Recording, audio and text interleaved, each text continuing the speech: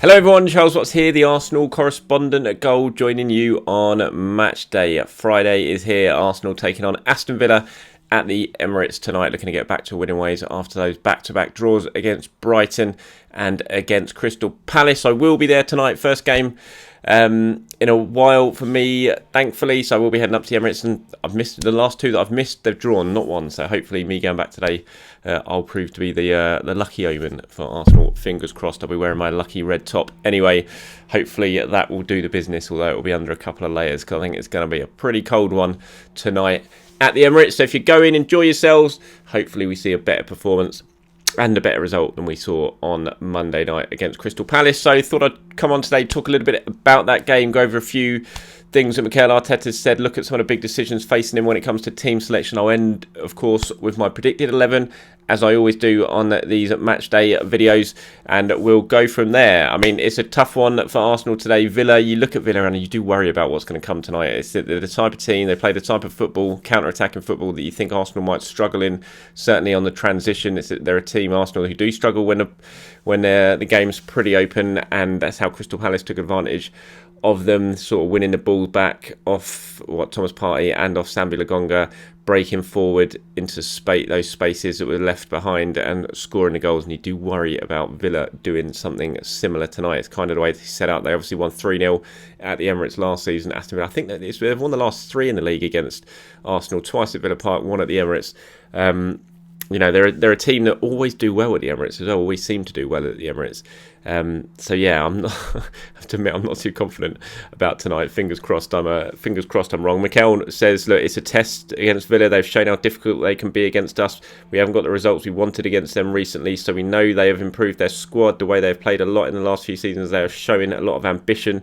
The way they're recruiting as well, and it'll be a difficult game for sure, and I think it certainly will be. Villa have lost their last two though, although I have no idea how they managed to lose that game against Wolves last time out when they were absolutely cruising 2-0 up with about 10 minutes to go and somehow lost 3-2 at home. So they'll be wanting to bounce back from that. Obviously we've got the return of Emi Martinez for Villa. First time he's been back in front of a crowd at the Emirates. I'm sure he'll get a good reception and he will be bang up for keeping a clean sheet, you can guarantee that. Also Emi Buendia come in, who obviously was one player that Arsenal were looking at in the summer, decided not to match what Villa were putting up for him. He's gone to Aston Villa. He'll want a decent performance. And then you've got Emile Smith Rowe for Arsenal playing, who Aston Villa wanted and tried to sign it in the summer as well. So a few little sort of subplots in today's game. Interesting to see who comes out on top. In terms of Arsenal, some of the big sort of talking points ahead of the game. I think the big one is, what do you do with Alexandre Lacazette? He's made a big impact off the bench in the last two games at Brighton, and especially against Crystal Palace on Monday when he got the equaliser. But more than that, he just gave Arsenal a bit of a spark that they had been missing before he came on the pitch. Immediately started linking up well with Aubameyang, sort of got the crowd on their feet, and just changed the way Arsenal were playing, really. So what do you do with Lacazette? Do you start him tonight? But if you do, how do you get him into the team? It's a difficult one for Mikel Arteta, who's speaking very warmly of Alexandre Lacazette in his press conference yesterday. Spoke a lot about his future. I went through that in yesterday's video. And so it's going to be interesting to see what Mikel does with Lacazette. How do you get him into the team? Because you certainly can't drop Aubameyang at the moment. I mean, he scored, 6 in 8? I think 6 in his last 8. He scored 3 in the last 3 home games at the Emirates. So, you know, he's in very good form. So I don't think you can drop him. But then do you move him over to the left and accommodate Lacazette by playing him as a central striker? But then who do you leave out? Do you leave out, Bukayo Saka, if that's what you're going to do tonight? Do you leave out Emile Smith Rowe or Odegaard and move Smith Rowe to number 10? So there's plenty of choices for Mikel Arteta to make. When it comes to Lacazette, I've got a feeling, for me, I still think we might see Lacazette on the bench tonight. I think depending on what happens with Bukayo Saka, I think that will really influence. If Saka's out, maybe we'll see Aubameyang play over on the left and Lacazette comes in as a central striker. But if Saka's fit, and he did train yesterday, so Arsenal got a big injury boost with that. He hadn't trained up after that injury he got on Monday night, but he did train yesterday at London Colney, so that's a boost for Arsenal and for Arteta. And if he's deemed fit enough to start, then I think he will start, because Saka, he always starts when he's fit, really.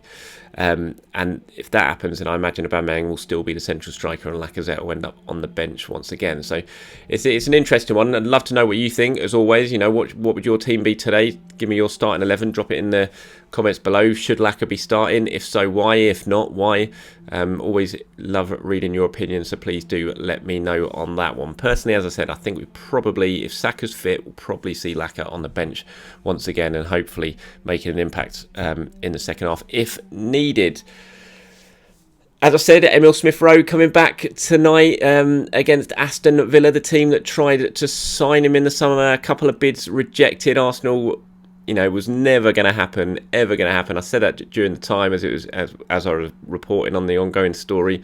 Arsenal were laughing at Aston Villa's bids. They were just never going to sell. They were always convinced Smith Rowe was going to sign a new contract, which he did pretty quickly. But you can't blame Villa for trying. It was very cheeky, especially when you look at the size of the bids. 25 million, 30 million for Emile Smith Rowe. It was laughable at the time. It's still laughable now. And Mikel's been speaking about it a little bit. Dean Smith's been speaking about it, the Aston Villa boss as well. But what Mikel had to say, says any club has the right to make an inquiry about a player. If they believe they have the financial power to get him, they are entitled to do that. There was that communication between the clubs and we made it really clear that Emile was not for sale, and that's it. He was then asked, were you ever worried that Emile wanted to go and would go? He said no, he's a big part of what we're trying to do and a big part of our future. He's really happy here, and I'm delighted to have him in the team. As I said, it was just never going to happen. It was just I would definitely call it cheeky, the Aston Villa offers for Emile Smith Rowe, but hopefully Emile's going to have a sort of extra spring in his step, perhaps, because of what went on in the summer against Villa. I mean, that could work both ways when you think about Emi Buendia as well, but hopefully Emile Smith Rowe certainly has a spring in his step and really turns it on tonight and kind of shows Villa what they were missing. But big part of the future, Emile Smith Rowe, number 10, now new contract, and it's safe to say there won't be any bids from Aston Villa for him this summer. In terms of team news wise, just ahead of tonight, obviously I touched on it there, it's pretty good for Arsenal. Bukayo Saka did train yesterday, so that's fine. And Granit Xhaka obviously still out, but other than that, Arsenal looking very, very fit and healthy at the moment. Certainly boosted by the fact only playing one game really per week, although next week they got two with the Leeds Carabao Cup game. But yeah, Saka's fit, seems to be fit anyway. Whether he's deemed fit enough to start, we'll have to wait until the team news is announced later today. But all looking good team news wise for Arsenal. So they've got Mikel Arteta has a full squad of players pretty much to choose from apart from Granit Xhaka, and that again is going to result in some big decisions for him. What do you do with your team selection? He went 4-3-3 against Crystal Palace. It didn't work, or it certainly didn't work after the first 20 minutes. It had looked like it was working up to that point when Arsenal won up and playing very, very well, and then it obviously all started to fall apart again before Lacazette came on, and suddenly Arsenal looked a little bit better. And Mikel's been speaking about that. He was asked, 4-3-3, you played it against Palace. Is it safe to say you're probably not going to do that again given the performance? And he said, if we play 4-3-3 the way we played the first 20 minutes against Palace, we win the games. But if we start to play the way we played the following 20 minutes, it doesn't work because, again, it turns into a transition game and we don't have the players to do that when we play in that formation. The play in the last 20 minutes is something that we haven't done a lot, but it worked because we generated what we wanted. Interesting quotes I thought there, certainly saying that if you play 4-3-3, if Arsenal played 4-3-3, a lot of the it all sort of rests on that front three really, and ensuring that the ball stays in the Crystal Palace half rather than getting beyond that and towards the Arsenal midfield. Because I think if it gets beyond that, then suddenly Arsenal don't really have the players in there to deal with the attacking threats of the team on the counter-attack, because you basically got Thomas Partey isolated all on his own, because Smith Rowe and Odegaard, for all their quality, they're not going to be dropping back. And I thought Odegaard was wasted in that position anyway. It just didn't work. He was so deep, he couldn't influence the game at all, and he was just non-existent in it. And he's saying there, for the first 20 minutes, it seemed to work because Arsenal were pressing so well from the front. They weren't letting Crystal Palace out of their half, and it looked like it was working really well because they were pushed forward.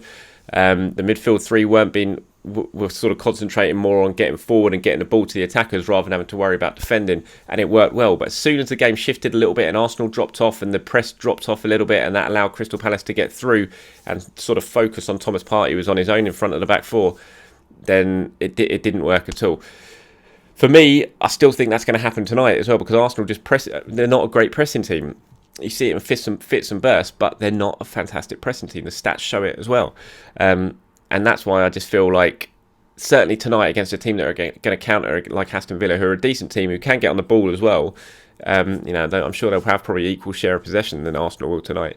It just doesn't feel like a 4-3-3 game for me. It feels more like a 4-2-3-1, and bringing Sambi Lokonga in alongside Thomas Partey, and then going with the four up front that we've seen before. So, they're the big decisions he's got to take really now in terms of, do you go 4-3-3 or do you go 4-2-3-1? And then in terms of the actual team selection, do you take a risk on Bukayo Saka? Is he fit?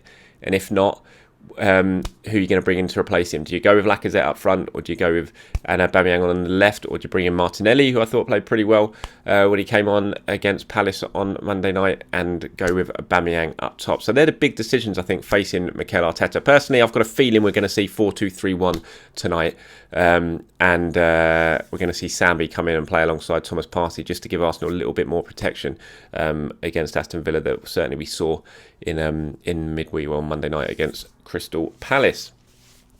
Okay, so before I go, just going to end with my predicted 11 for tonight. As always, this isn't what I would myself, would absolutely go for, and this isn't based on any information I've got from anyone in terms of what the 11 is. It's just what I'm predicting Mikel Arteta might go for. And you've probably already guessed what I'm going to say, given what I've been saying in this video already. But I think it's going to see, the back four at the moment picks itself, as long as no one's picked up an injury in training that we don't know about. So it's going to be Ramsdale in goal. It's going to be Tomiyasu, White, Gabriel and Tierney at left back. Then I think we're going to see a midfield pairing of Sambi and Thomas Partey. And then I'm going to go with a front four of Saka, Odegaard, Smith Rowe and Aubameyang up front. So that means, again, Alexandre Lacazette having to take a place on the substitute bench, Nicolas Pepe dropping back to the substitute bench, and Gabriel Martinelli and those sort of players. So that's my predicted 11 for tonight. I'm going to go through it one more time. Ramsdale, Tomiyasu, White, Gabriel, Tierney, Partey, Sambi, Smith Rowe, Odegaard, Saka